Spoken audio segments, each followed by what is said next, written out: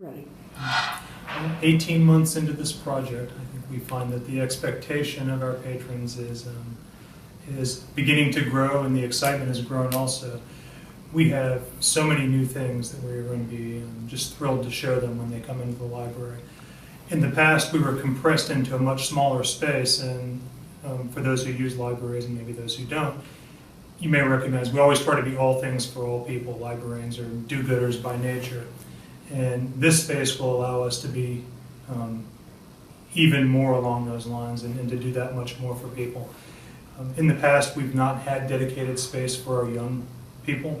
Now we'll have a dedicated space that's just for children. Of course, their parents are welcome to go in there with them, but they can immerse themselves in that space and interact there and not have to worry about being interrupted by loud vocal adults who are looking at movies and audios the way they used to.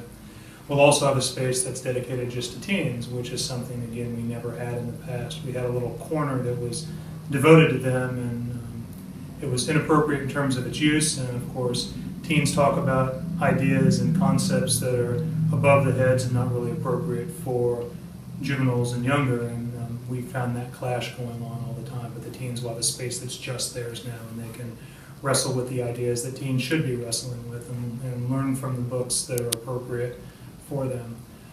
We also are really going to be happy to have a lot of increased program space here. In the past, we had one program room, and it was constantly being used, and we had a constant call for more use and just didn't have the space that we could offer the community. Now we have a divisible community room, so it divides into two spaces. We also have a room, which is a study room that we're standing in right now, which will be available to the public pretty much first come, first served. So people can actually use these spaces pretty much whenever, as long as there's no event going on at that time. After hours, the divisible community room spaces will be available for members of the community, and they can work with us, and we can make sure that they've garnered the access that they need, and they can come use the library pretty much 24/7, which we think is a wonderful addition for this community. We're right up against one of the original walls of the 1904 Carnegie Library. And what's neat about this space is it has a lot of the different things that we were trying to do with the design and making it feel like a building that was for all of Bourbon County. Part of what we've done here is we were able to salvage some of the floor joists out of the original building, which is just through this window, and split them in half, and they turned out to be this really great, richly veined loblolly pine.